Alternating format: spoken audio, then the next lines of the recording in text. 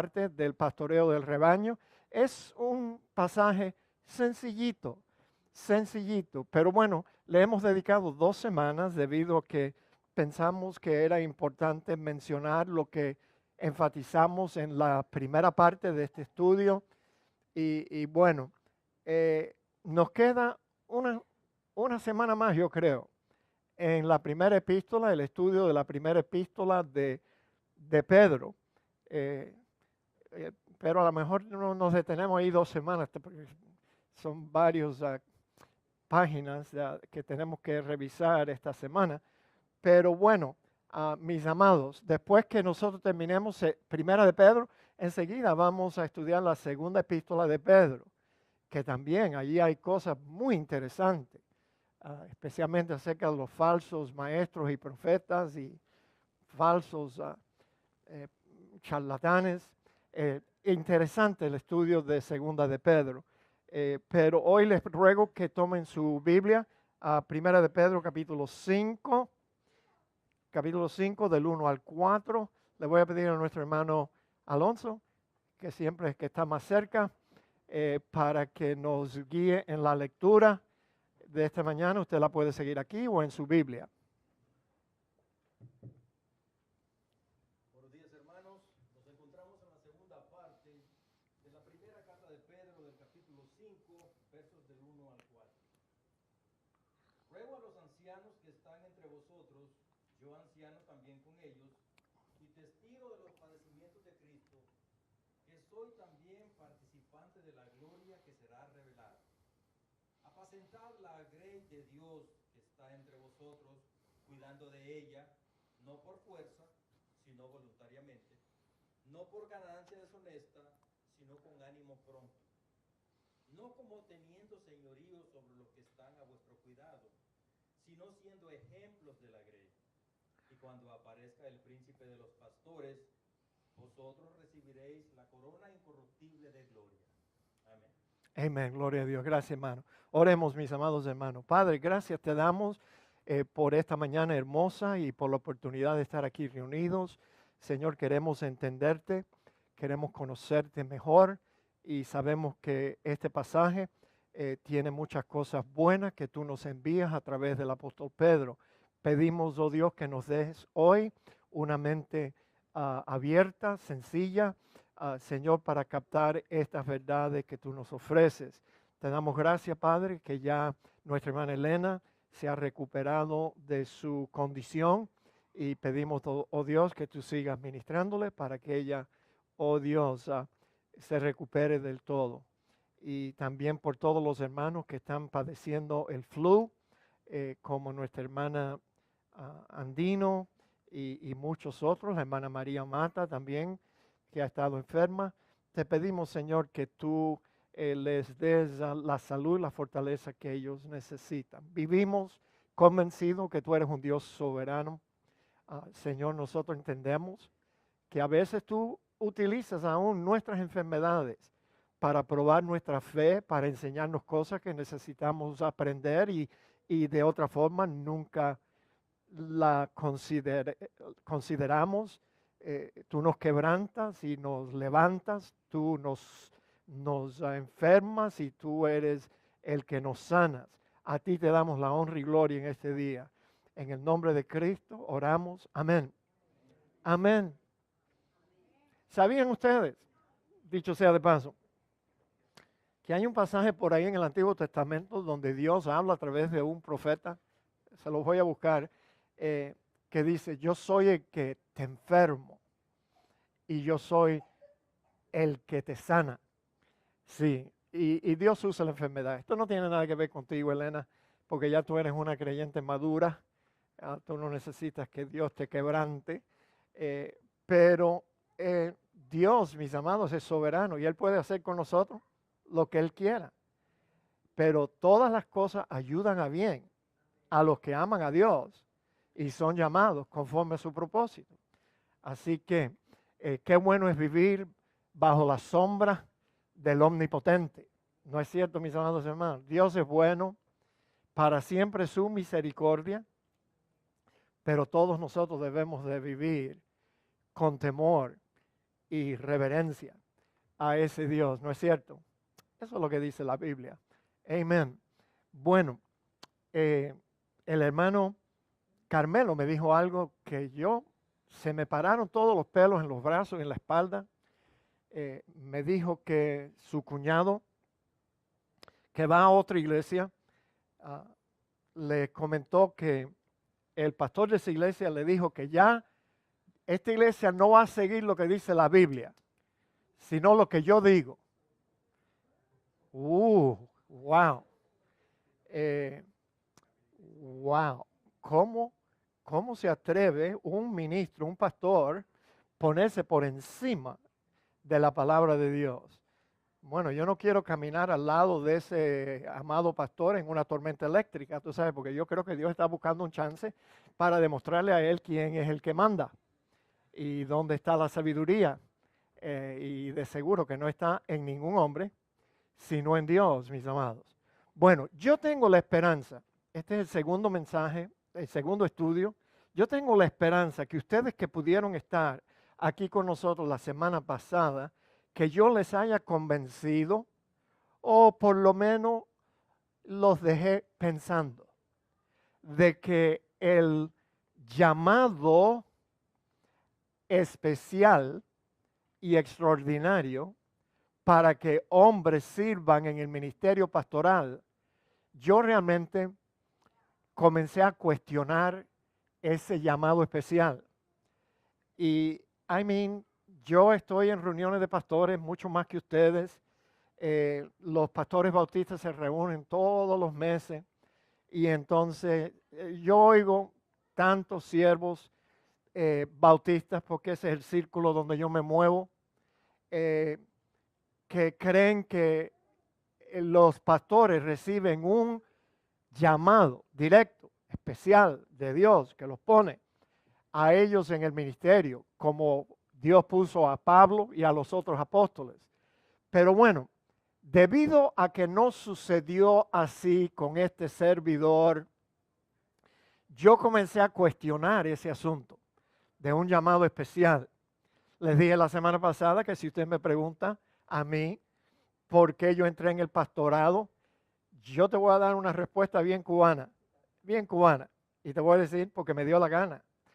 Yo tuve el deseo ardiente cuando me di cuenta que Dios había puesto en mí los dones correspondientes, necesarios para un ministerio así, que son, el principal de ellos. Yo espero que este pasaje les haya estremecido. Ahora, yo no quiero que ustedes vayan y critiquen a otros ministros que creen, tú sabes, porque no vale la pena argumentar sobre este asunto. No vale la pena. Pero cuando yo leo un pasaje como este que dice, si alguno anhela obispado, buena obra desea. Y un obispo es otro nombre para el mismo ministerio de pastor. Acuérdense que hay 4 nombres, les mostré la semana pasada. Están los presbíteros, los ancianos, los obispos y pastores maestros. Es el mismo oficio. Pero fíjate, este pasaje confirma lo que yo he creído aún antes de entender estos asuntos, de que uno no tiene que tener un llamado extraordinario para servir en el ministerio pastoral. Lo único que te hace falta es un buen deseo, un deseo que te diga tu deseo, el deseo que Dios ha puesto en tu corazón, que tú no quieres hacer ninguna otra cosa. Quieres dedicar tu vida al servicio del Señor en el ministerio pastoral. Si tienes ese deseo, bingo. Eso es lo único que la Escritura requiere. Amén. Yo creo que hace más daño que bien esta idea de que los pastores necesitan un llamado extraordinario, que oigan una voz del cielo o algo así, o sientan una corriente eléctrica en un servicio o algo. Nada de eso es necesario, señores. Lo que te hace falta es el deseo de servir, el deseo de aprender y tienes que tener las cualificaciones aquí. Que dicho sea de paso, esto es un repaso nada más, vamos a continuar hoy el estudio. Pero lo que separa a un obispo de un diácono es que se requiere que el obispo sea apto para enseñar. Él tiene que ser un maestro, señores. Tiene que ser un maestro. Y yo te puedo decir a ti cómo tú puedes saber si tú tienes el don de enseñar. Por ejemplo, si te damos algún día una clase de escuela dominical, porque por ahí yo creo que todo el mundo debe empezar, te damos una clase de escuela dominical y cuando te la damos, yo voy a escoger números del cielo, ¿ok? Hay 25 miembros en tu clase que tú vas a comenzar a enseñar y al cabo de 3 meses tú tienes 3 miembros, 3 nada más, porque nadie te soporta. Los pones a dormir, nadie quiere ir a tu clase. Esa es una señal que maybe ese no es un ministerio para ti, maybe no es enseñanza, puedes hacer otra cosa. Yo me acuerdo que el primer ministerio que yo ocupé en la iglesia fue que el pastor un día anunció que hacía falta más hombres en el coro de la iglesia. Yo dije, bueno, yo soy hombre, si esa es la única cualificación, yo me presento. El único problema es que yo no podía aguantar una nota, señores. Y yo estaba dañando a todos los demás. El señor que se sentaba al lado mío, el hermano se sentaba al lado mío, decía, pastor, el hermano, yo no puedo cantar al lado de él. Y yo mismo me di cuenta que ese no era mi talento, no, música para nada, para nada. Y me salí del coro. Pero les conté la semana pasada, no es cierto, cómo yo me encontré un hermano anciano que estaba enseñando la clase de jóvenes, que no conviene. Vaya, tuviera que ser un anciano bien dinámico para poder hacer crecer una clase de jóvenes, déjame decirte, porque nosotros vivimos en otro mundo, somos de otra generación. Y este anciano estaba ocupando ese lugar porque no había nadie. Y él se me acercó un día y me dijo, José, ¿sabes qué? Tú vas a enseñar esta clase el domingo próximo, el próximo domingo. Y claro, yo le dije, no, yo no puedo hacer eso, I can't do it. Y entonces, mis amados hermanos, él me dijo, cálmate, José, no tengas miedo, yo te voy a ayudar a preparar tu clase. Mauricio, ¿cómo se llama? Morelli, Ferrucio Morelli, era el nombre, oye, Ferrucio, el hermano, metía miedo ese nombre.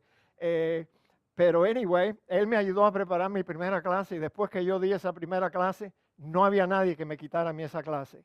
Yo la disfruté tanto, te digo, y yo creo que los estudiantes también estaban contentos de que ya no tenían que escuchar a un anciano en la clase de los jóvenes y bingo, I found out I could teach. Nunca había enseñado antes, es más, a mí me daba terror hablar en público, terror. Temblaba, se me trababa la lengua. Pero bueno, ese día, ¿qué te digo? El Señor estuvo presente y me ayudó y me convenció de que yo puedo hacer eso. Y llevo casi 39 años haciéndolo. Pero bueno, yo no pudiera ser feliz haciendo ninguna otra cosa. Y creo que estoy donde el Señor quiere que yo esté. Tú sabes, Dios da dones a todos los creyentes, señores. Todos nosotros tenemos un don espiritual. Y es bueno descubrirlo. Porque el ejercicio de tu don es lo que te va a dar realización en tu vida. Yeah, you're going to find yourself. Vas a encontrarte tú mismo. Y vas a decir, bueno, yo soy útil en las manos del Señor. Él me puede usar a mí, aunque sea en el ministerio más humilde en una iglesia. Hay personas que pueden trabajar con las manos, ¿verdad? Yo no cambio a Samuel en la cocina por ninguna de ustedes, hermanas, porque el hermano es un chef profesional, tú sabes. Y yo siempre trato de estar bien con Samuel, tú sabes, porque me gusta comer. Pero Samuel, tú no vas a ver a Samuel enseñando una clase de escuela dominical y predicando aquí detrás de púlpito. That's not his gift. His gift is to work in the kitchen. trabajar en la cocina. Amen, Samuel. I always plug you in there. Sí, señor. Samuel.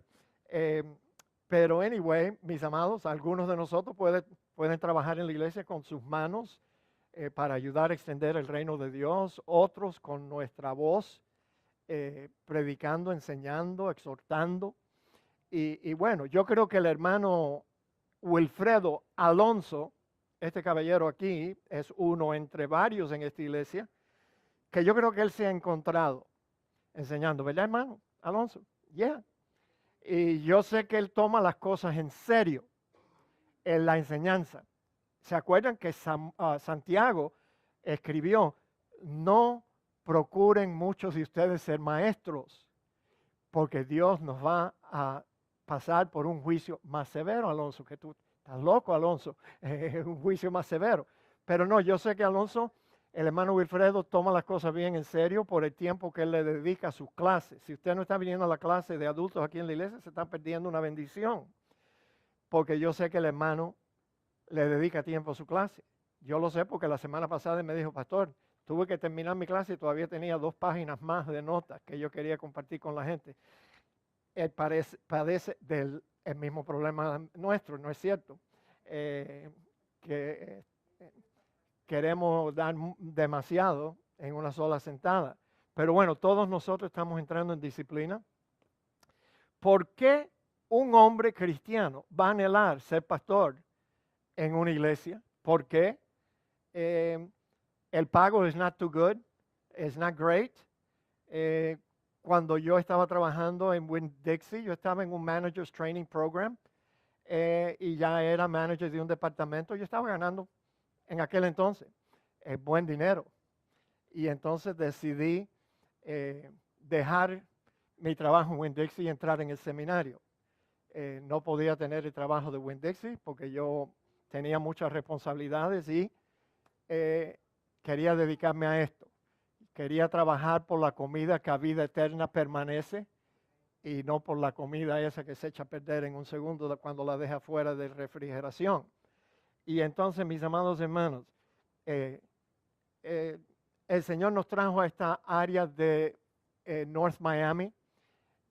Cuando nosotros comenzamos esta misión con mucha ayuda de Dios y de la hermana Rita, sí, déjeme decirle que habían 2 otras misiones bautistas aquí en North Miami. Aquí en West Dixie Highway había una iglesia allí. Es más, Jorge y Amalia antes eran miembros de esa misión. Pero esa misión se deshizo, desapareció. El pastor se mudó para otra ciudad y la iglesia se terminó. Había otra en Ogis, aquí en Ogis, en North Miami Beach. Y esa también, la iglesia americana, donde la iglesia hispana estaba ubicada, vendió su edificio y se mudó del área.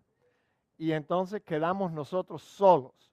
Así que yo no creo que fue una equivocación nuestra y mucho menos de Dios, que Rita y yo, que ya vivíamos en esta zona, cuando nos casamos, Rita y yo, vivíamos en Hialeah. Fíjate, Hialeah. Oye, déjame decirte algo acerca de Hialeah. La hierba está más verde en Hialeah. Sí, porque en Hialeah 90 de cada 100 personas son de habla hispana.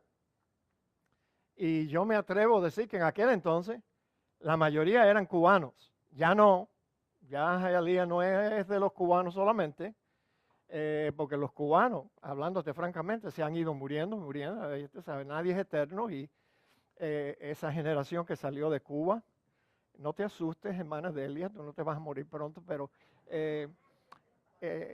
tú sabes, y entonces eso da lugar para que otros hispanos se muden para Hialeah.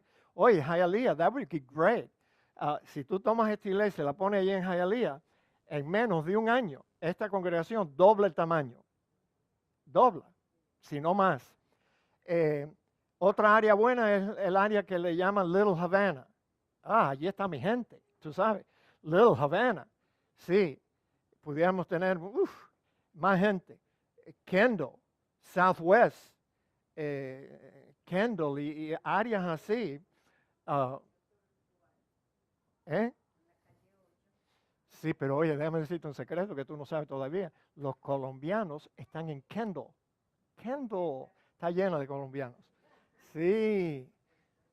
Yeah, Westchester también. Sí, sí, sí. Bueno, eso es algo bello de la ciudad de Miami. Yo he oído decir que si tú puedes pastorear una iglesia hispana aquí en la ciudad de Miami, tú puedes pastorear en cualquier país del mundo hispano, porque siempre hay gente de todos los países aquí. Mire, tenemos a Perú hoy, tenemos a Colombia, tenemos a Guatemala, Nicaragua. Adriana, despierta. Guatemala, ok. Guatemala. Mire, hasta tenemos a Puerto Rico representada aquí. Pero todos los puertorriqueños se están yendo para Orlando. Chicas, ¿qué hay en Orlando? Mickey Mouse y qué, yo no sé, pero todos los puertorriqueños are migrating to Orlando. Le van a tener que cambiar el nombre a la ciudad de Orlando, llamarle la Nueva San Juan. Sí, tenemos el Perú, Honduras, es un grupo mayoritario en esta iglesia. Levanten la mano todos los hondureños, mira para eso. Sí, y eso es en el segundo culto solamente. Honduras, ahí detrás del sonido. Tenemos, ¿quién más tenemos? Nicaragua. Ok, Ernesto, Nicaragua. También, los dos, Nicaragua. Ok, Amalia, Nicaragua. Sí, Puerto Rico, otra familia puertorriqueña allá atrás. Yes, Honduras. Y tenemos a Hermancia es de Puerto Rico. Yeah, porque. Ah, sí, como. No. Hermancia se casó con un puertorriqueño. Ella es de Haití, pero nosotros la hemos adoptado como nuestra. Sí. Así que mis amados hermanos, es bello pastorear aquí. Dios nos trajo aquí a esta ciudad. ¿Y no se alegra usted que esta iglesia existe? ¿A dónde fueran ustedes si esta iglesia no estuviera aquí? Bueno, yo sé que la hermana Lily pudiera encontrar una iglesia allá en Broward, donde ellos viven, pero ¿a dónde irían ustedes a la iglesia? Hialeah, Southwest, por allá lejos. Dios no se equivocó. Dios no se equivocó. Y ¿sabe qué? Rita y yo estábamos perfectamente contentos allá en Hialeah, recién casados, y nos enteramos de que un anciano cristiano había fallecido y dejó su casa y todos sus bienes para que se vendiera todo y se repartiera el dinero entre Miami Christian College y su iglesia y otra organización cristiana más, no me acuerdo ahora. Pero el señor, que era buen amigo del difunto creyente, él era el ejecutor del testamento que dejó el anciano que falleció. Y se enteró de nosotros que Rita y yo queríamos comenzar una iglesia aquí en North Miami. Y entonces él estaba vendiendo la casa del difunto en $60,000. 60,000.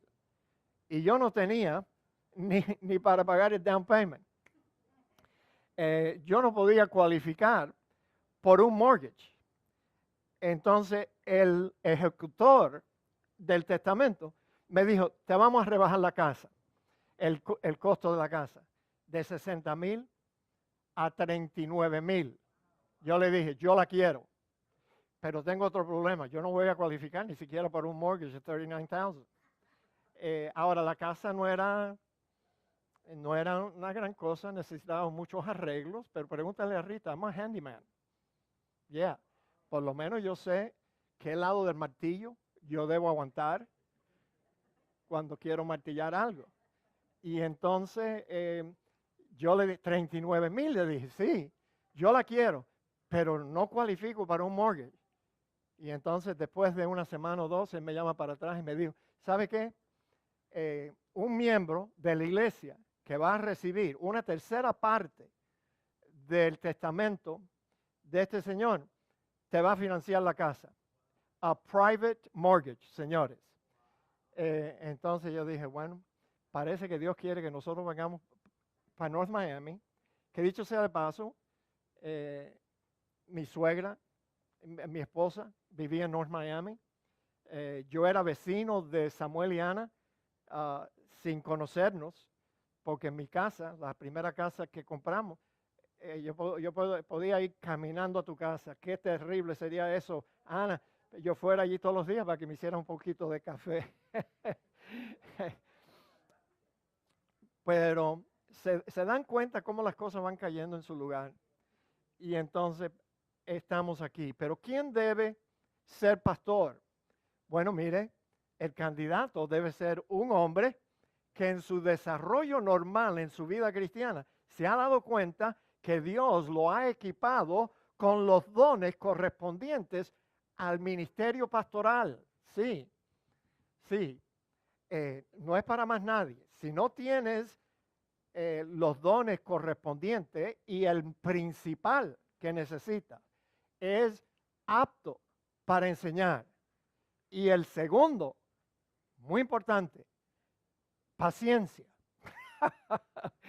Tienes que tener paciencia. Pero mira, un hombre que reúne también los requisitos espirituales, morales, de carácter y reputación. Si reúne eso, ¿ve? Tiene una sola mujer y no dos o tres a la vez. Tiene sus hijos bajo sujeción y su casa ordenada. El hombre puede enseñar y lo demás lo puede ir aprendiendo, porque el mejor seminario no es un seminario establecido. El mejor seminario es aprendiendo, haciendo la obra. Sí. Y entonces él reúne todo eso y un hombre que desea el pastorado puede ser pastor. Ahora, la idea en el Nuevo Testamento es que la carga de un pastorado, no es como ahora, señores, no es como ahora. Las iglesias, ¿se acuerdan que el apóstol Pablo, él visitaba las iglesias que recién habían comenzado y él se tuvo que ir bajo amenaza de muerte de muchas ciudades? Él regresaba para establecer ancianos, plural, en cada ciudad, en cada iglesia. Y la idea bíblica es que la iglesia debía de tener una pluralidad de ancianos, una pluralidad de pastores. Y yo quiero abrir esa posibilidad para los hombres en esta iglesia. No necesitas un llamado, un trueno que te caiga al lado, nada de eso, no es una señal, nada de eso. Si tú reúnes los dones que te hacen falta, eres apto para enseñar, reúnes los otros requerimientos bíblicos para que una persona pueda servir y tienes el deseo de hacerlo, sería bueno que la Iglesia Bautista de North Miami se convirtiera en un semillero de hombres capacitados por Dios, equipados por Dios y capacitados aquí en el ministerio de nuestra iglesia para que formemos un cuerpo de pastores. Vea, yo no tengo miedo compartir el ministerio de esta iglesia con otros hombres. ¿Cómo voy a tener miedo si a mí me quedan 2 afeitadas nada más y voy a tener que retirarme? Es mejor comenzar, yo creo, ya hace tiempo, a compartir el ministerio pastoral con varios hombres. Y aquí, gracias a Dios, óyeme, esta iglesia es pequeña, pero es buena, porque te digo, tenemos a Gerardo, tenemos a Oscar, tenemos a Jorge Chávez, tenemos al hermano Alonso. ¿Quién más? Tenemos a... ¿Quién más? Hay varios hombres que son aptos para enseñar y lo han comprobado en esta iglesia. Y entonces podemos formar un equipo pastoral. ¿Sabían ustedes que en el Nuevo Testamento, esto es otra cosa que les va a asustar a ustedes o los va a despertar? Las iglesias no utilizaban un sistema democrático para el gobierno de la iglesia. No, no hay democracia en la iglesia. No. Oye, no hay ni democracia aquí en los Estados Unidos. cállate de la mata. El asunto es que las iglesias eran gobernadas por el cuerpo de pastores. No era un concilio. No hay las iglesias, muchas iglesias que tienen un gobierno congregacional. Ay, Dios mío. No, no. Una persona puede venir a una iglesia o puede ser salvo en una iglesia y lo bautizamos y ya es un miembro, con voz y voto.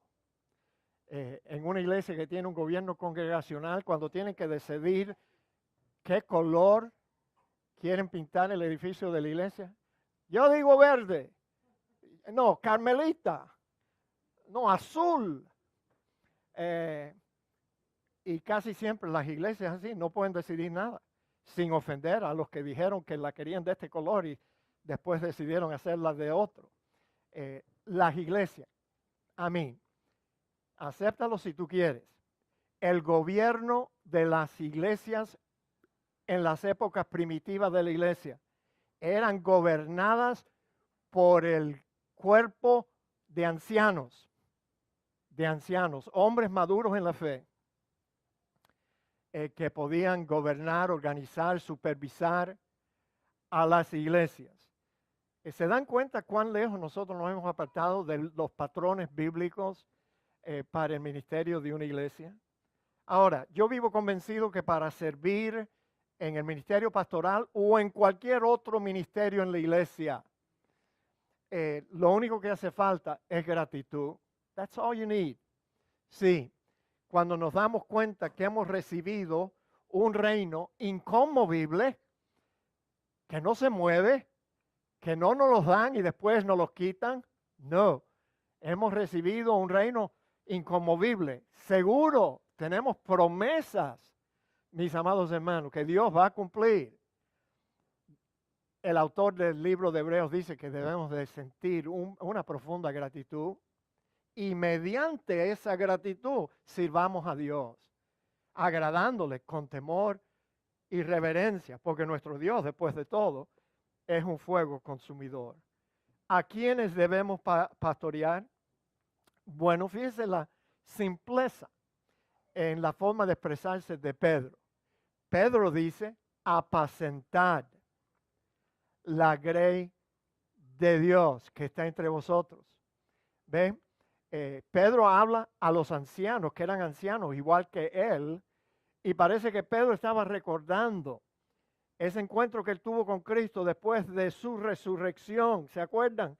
Que el Señor le dijo a Pedro, ¿me amas? Sí, Señor, yo te amo. Ah, sí, pero me negaste 3 veces ayer. ¿Me amas más que esto, Pedro? Apacentar a mis ovejas, apacentar a mi rebaño, apacentar. Esa era la tarea que Pedro recibió del mismo Señor. Y bueno, nosotros tenemos la tarea de apacentar, pero debemos reconocer que la grey no nos pertenece a nosotros. La grey es de Dios. Las ovejas le pertenecen a Dios el Padre, a Él. Él se las da a Cristo y Cristo nos las da a nosotros. Pero nosotros no somos dueños, siguen siendo pertenencia de Dios y de su Hijo. Dios nos escogió, Cristo nos redimió, Cristo es la cabeza del cuerpo que es la iglesia y Él es el buen pastor. El buen pastor. Nunca me digan a mí que yo soy un buen pastor. De vez en cuando. Yo es que sé que ustedes lo hacen sin querer y no queriendo hacer nada malo, pero de vez en cuando alguien saliendo en un culto me dice, ay pastor, usted es tan buen pastor. Y yo siempre lo freno y le digo, no, el buen pastor es el del Salmo 23, no soy yo. Él es el buen pastor de las ovejas. ¿Se acuerdan que el Señor dijo, mis ovejas, dijo, oyen mi voz y yo las conozco y me siguen. Y yo les doy vida eterna y no perecerán jamás. Mi Padre que me las dio es mayor que todo y nadie las puede arrebatar de la mano de mi Padre. ¿Sí? Son sus ovejas. ¿Qué sentir de responsabilidad le debe dar a todos los pastores saber que nosotros estamos pastoreando a las ovejas que le pertenecen a Dios, mis amados. Ahora, el buen pastor, dijo Cristo, soy yo. Diferencia él hizo entre un buen pastor y uno asalariado, uno que lo hace como si el ministerio fuese un empleo, un part-time o un empleo full-time. No, el asalariado nunca va a ser un buen pastor, porque Cristo dijo, el buen pastor se sacrifica por las ovejas y da su vida por las ovejas. ¿Se acuerdan que el Señor Jesucristo le habló a los fariseos y a los escribas un día? Y yo no sé si ellos entendieron lo que Cristo les dijo, pero el Señor les dijo, ustedes no creen en mí porque ustedes no son de mis ovejas. Mis ovejas, yo las conozco, sí, y ellas me conocen. Y ustedes no quieren creer en mí porque ustedes no pertenecen a mi rebaño. Ustedes no creen en mí, por eso me persiguen, por eso me hacen preguntas para ponerme una trampa. Ustedes no quieren creer en mí y nunca van a creer en mí, porque ustedes no son de mis ovejas. ¿Qué te parece? Claro, ellos se ofendieron, porque ellos esperaban de que ellos eran la crema de la crema y que ellos eran los mejores y que de seguro que un Mesías los escogería a ellos, pero no. El Señor tenía una habilidad que yo quisiera tener, pero tú sabes que no la tengo. No la tengo, ni tú la tienes tampoco. Cada vez que se le acercaba un hombre al Señor Jesucristo y le hacía una pregunta, como el joven rico, ¿te acuerdas? Señor, ¿qué debo hacer para tener la vida eterna? Oh, cumple con los mandamientos. Esos yo los he cumplido. ¿Qué más me falta? Bueno, ve y vende todo lo que tú quieras y todo lo que tú posees y dáselo a los pobres y ven y sígueme. Oh, no, eso sí que no. Tú sabes, el Señor tenía la habilidad, tú sabes, de saber quién iba a creer y quién no iba a creer. Yo no tengo esa habilidad y ninguno de ustedes la tiene tampoco. Es por eso que la Biblia nos manda a tratar a cada ser humano como un potencial alma que Dios quiere salvar. Punto y aparte. Olvídate de elección. Nosotros no sabemos quiénes son elegidos o no. Pero tenemos que predicarle el evangelio a toda criatura. Punto y aparte. El resto le pertenece a Dios. Pero el Señor sabía quiénes iban a creer y quiénes no. Pero bueno, mis amados, para terminar esta sección, los pastores debemos de reconocer la responsabilidad, el gran privilegio, el saber que estamos pastoreando parte del rebaño que le pertenece a nuestro Señor. Qué dedicación, qué esmero debemos emplear en el ministerio pastoral. Fíjate, ¿cómo se debe pastorear? Bueno, aquí Pedro nos da varias ideas. Apacentar la grey de Dios que está entre vosotros, cuidando de ella. Esa es la tarea pastoral, cuidando de ella, no por fuerza, sino voluntariamente, no por ganancia deshonesta, sino con ánimo pronto, no como teniendo señorío sobre los que están en vuestro cuidado, sino siendo ejemplos de la grey. Fíjense, ¿cómo debemos pastorear? Primero, cuidando de ella. Sí, esa es la tarea pastoral. El pastor debe vigilar el rebaño para evaluar su condición. Las ovejas, acuérdense que las ovejas no pueden cuidarse ellas solas. Entonces el pastor tiene que estar al tanto continuamente para ver la condición del rebaño. ¿Quién está flojo? ¿A quién se le ha pegado algún guisazo? Tú sabes que se lo tiene que arrancar. ¿Quién se está desviando? Para partirle una patica para que no sea parte del rebaño. Yo quisiera poder partir patas, pero no puedo. Entonces, mis amados hermanos, cuidando de ella, se traduce de una palabra griega que significa tener cobertura sobre o vigilar sobre. Esa es una tarea pastoral. Segundo, el pastor debe pastorear siendo ejemplo. Los pastores deben modelar la clase de vida que las ovejas deben de imitar. Y bueno, mis amados, ¿se acuerdan que el apóstol Pablo decía a la gente, a las iglesias que él había establecido y les escribía, imítenme a mí así como yo imito a Cristo? Esa es la tarea de un pastor. Se ha dicho que una iglesia muy difícilmente sobrepasa el ejemplo de su pastor. Tristemente para ustedes, eso significa que ustedes no van a alcanzar más conocimiento, difícilmente más madurez o más espiritualidad o más servicio que usted ve en este servidor. Entonces, mis amados hermanos, hay que tomar las cosas en serio. Ahora, en tercer lugar, fíjense, Pedro ofrece 3 peligros de la tarea pastoral que uno debe tratar de evitar. Primer peligro es pastorear a la fuerza. A la fuerza. No, esa no es la forma. Nadie debe ejercer el pastorado por obligación o a la fuerza, sino que debe servir voluntariamente. Imagínate si tú le hubieras dicho a la hermana Estela, yo sé que esto no es la forma que sucedió con ustedes dos, hermano Alonso, pero si tú le dijeras, Estela, te mando, tienes que casarte conmigo. Estela hubiera dicho, ¿what? ¿Qué tú dices? ¿Por obligación casarme? ¿Qué clase de matrimonio pudiera existir y existir bien si una persona se siente obligada de casarse con la otra? Yo estaba tratando de casar a mi hija mayor con un tipo que se llamaba, un muchacho bien bueno, oye, bien bueno, se llamaba Alan Reed. Y lo que a mí me interesaba de Alan Reed era que él estaba estudiando computadoras. Y como yo no entiendo ese aparato, lo uso, pero no lo entiendo, yo dije, oye, un yerno experto en IT, para que me arregle mi computadora y me enseñe lo que yo no sé. Alan, yo le decía, Ritica, Alan, mira, Alan, qué muchacho más bueno. Y ella me dijo, bueno, papi, un día me dijo, bueno, papi, si a ti te gusta tanto a Alan, ¿por qué tú no te casas con él? Y ya, yo supe que ya no podía empujar más. Pero ¿sabe qué? Tampoco una iglesia puede, tú sabes, decirle a un hombre en la iglesia, tú vas a ser pastor.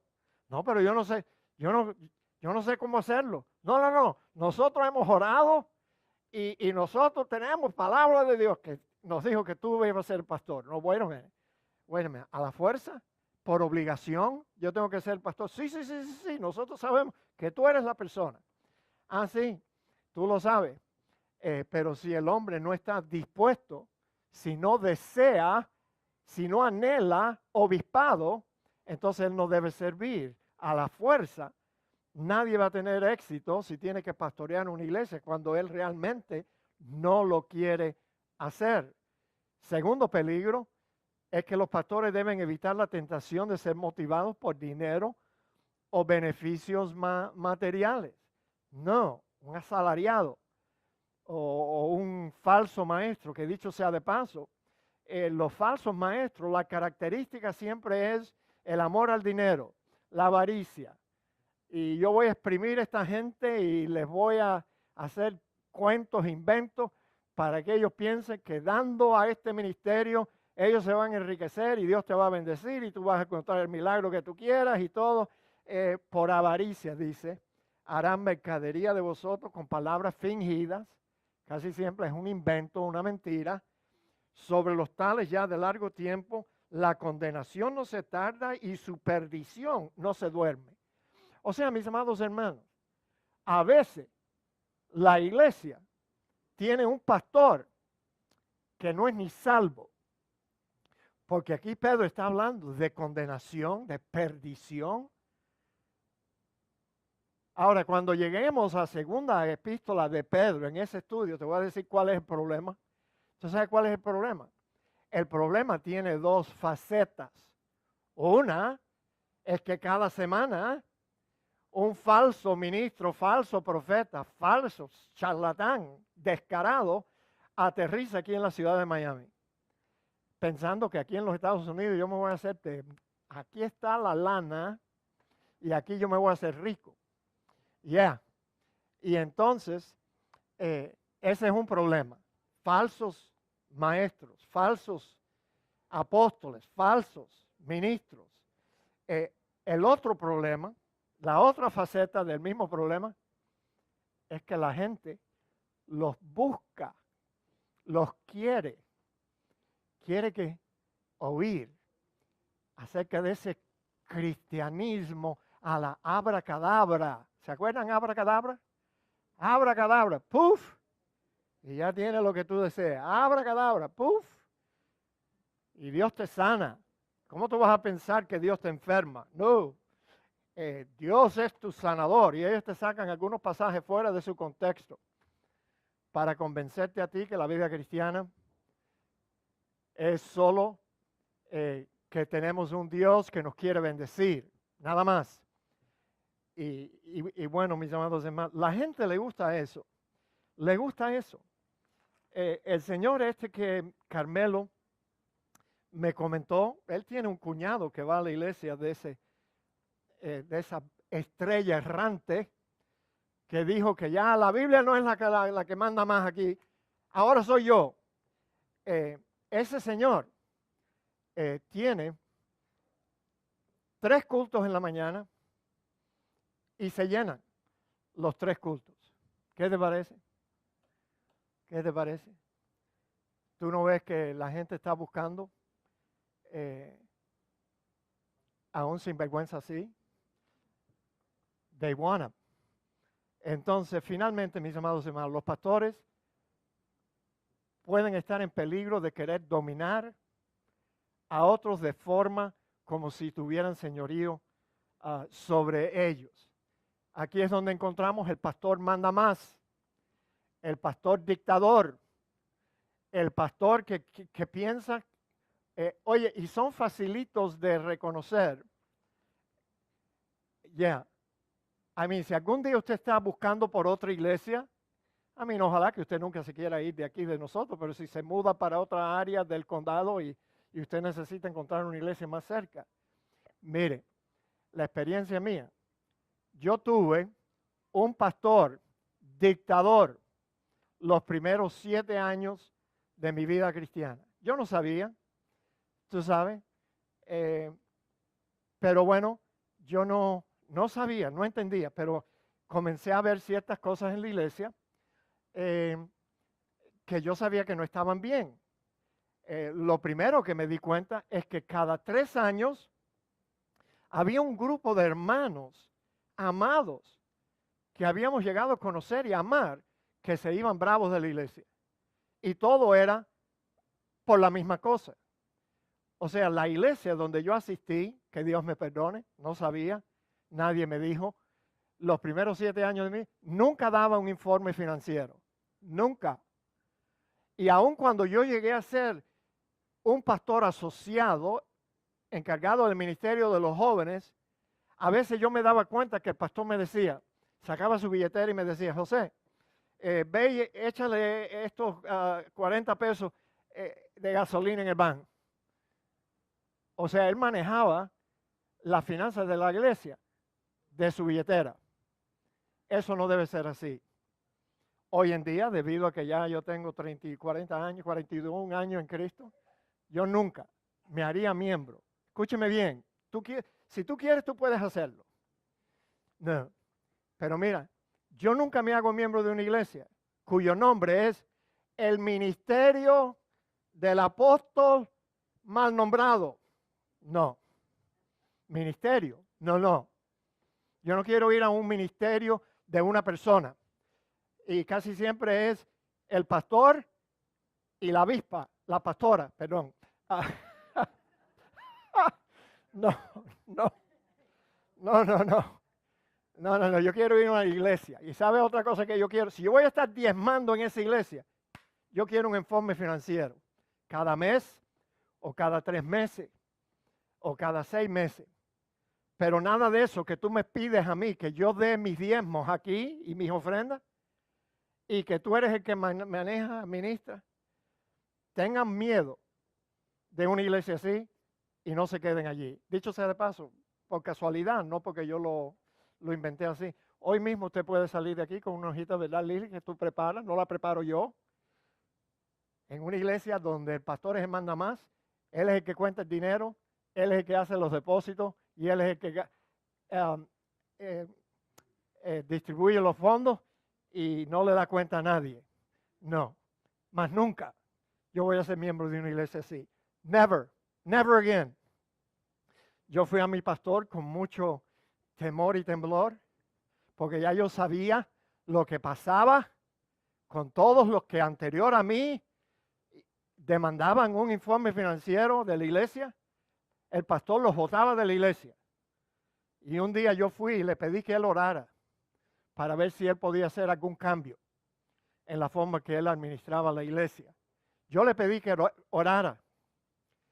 Y porque yo pensaba que la iglesia pudiera solucionar todos estos problemas y todas estas divisiones si simplemente encargamos a un grupo de personas, diáconos, lo que fuera, en un comité de finanzas y que ellos informaran a la iglesia. Y entonces también yo le dije, si después de orar, usted no cree que usted puede hacer un cambio aquí en ese asunto, entonces yo quiero sentarme con usted de nuevo para ver cómo yo puedo salir de mi ministerio. Oye, un ministerio de juventud que teníamos 80 jóvenes en un rancho en Hialeah Gardens. Rentamos un rancho de una señora que estuvo dispuesta a rentarnos un rancho de 10 acres y nos dijo que solo nos iba a cobrar $100 a month. $100, 10 acres. Y los jóvenes fabricamos un establo que antes era un potrero de cochinos y de unos santeros que el vecino me dijo que ellos colgaban un chivo, una chiva, y lo degollaban y después bailaban debajo de la sangre de... Bueno, nosotros fuimos para allá, santificamos el lugar, oramos y fabricamos entre los jóvenes de la iglesia un establo. Y allí era donde teníamos la reunión. ¿Para qué más decirte? Un ministerio que me dolió perderlo, pero yo le dije, o aquí hay cambios, o luego yo me quiero ir, pero en una forma que no vaya a dañar la iglesia. Bueno, él me ahorró ese problema porque la próxima mañana me llamó a su oficina y me dijo, te tienes que ir. Pick up your stuff, you got 20 minutes para recoger tus cosas de tu oficina y te tienes que ir. ¿Ves? Eso es un pastor que le interesa más el poder, la autoridad, su control que las ovejas. Eso no sirve. No sirve como pastor. I mean, my goodness.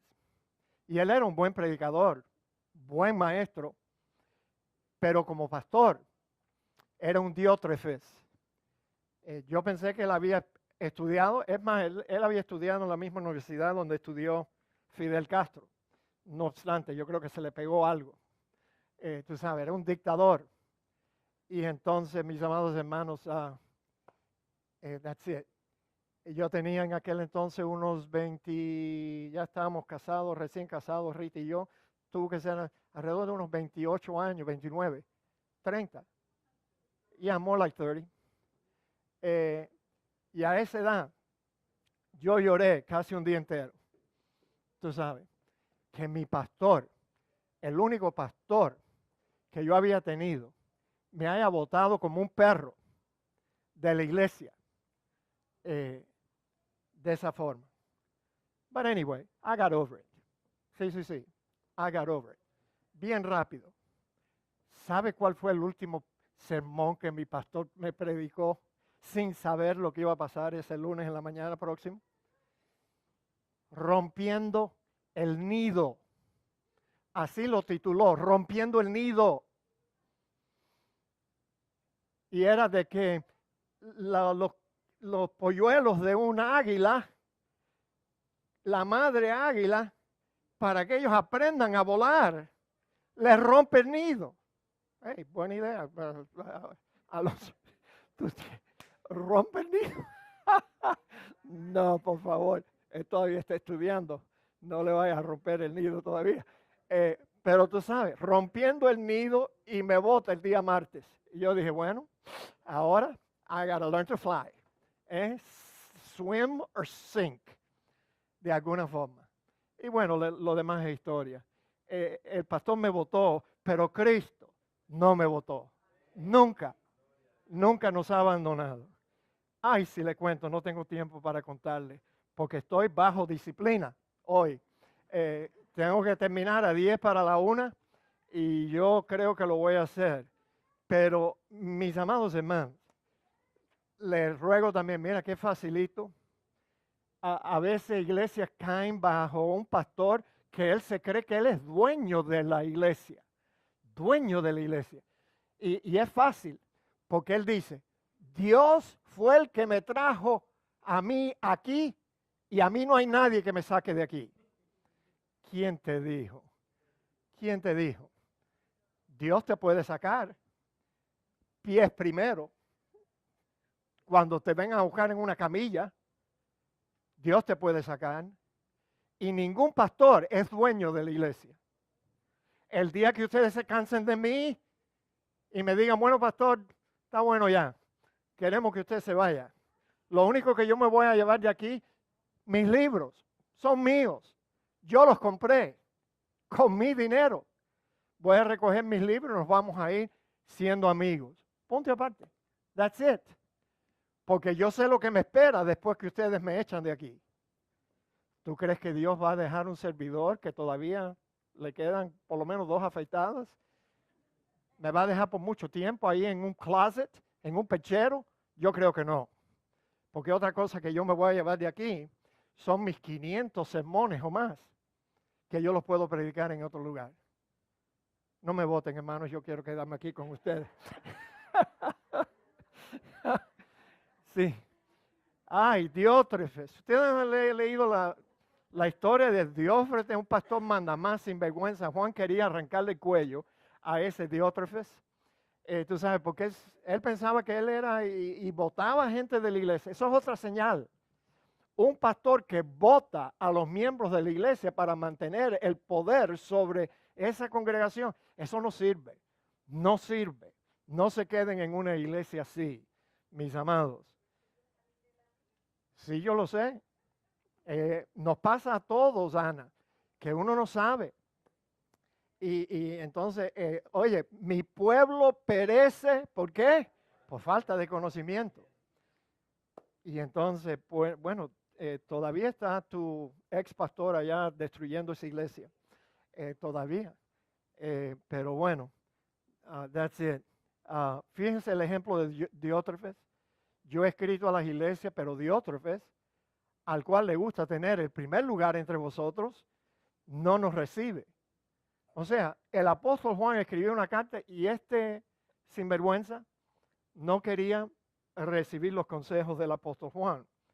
Por esta causa, si yo fuere, recordaré las obras que hace parloteando con palabras malignas contra nosotros y no contento con estas cosas, no recibe a los hermanos. Y a los que quieren recibirlo, se lo prohíbe y los expulsa de la iglesia. Un pastor que expulsa miembros que amenazan su poder en la iglesia, eso es trigo malo. Trigo malo. Y la gente no debe estar en una iglesia así, mis amados. No se enamoren de los pastores, por favor. I mean, especialmente de un sinvergüenza. No te enamores de un pastor así. No le aguantes paquete a un pastor cuando tú sabes que lo que él está haciendo no tiene fundamento en las escrituras. No, no, no. Ve tranquilamente. Siéntate en privado con ese servidor y cuéntale tus quejas. Sí.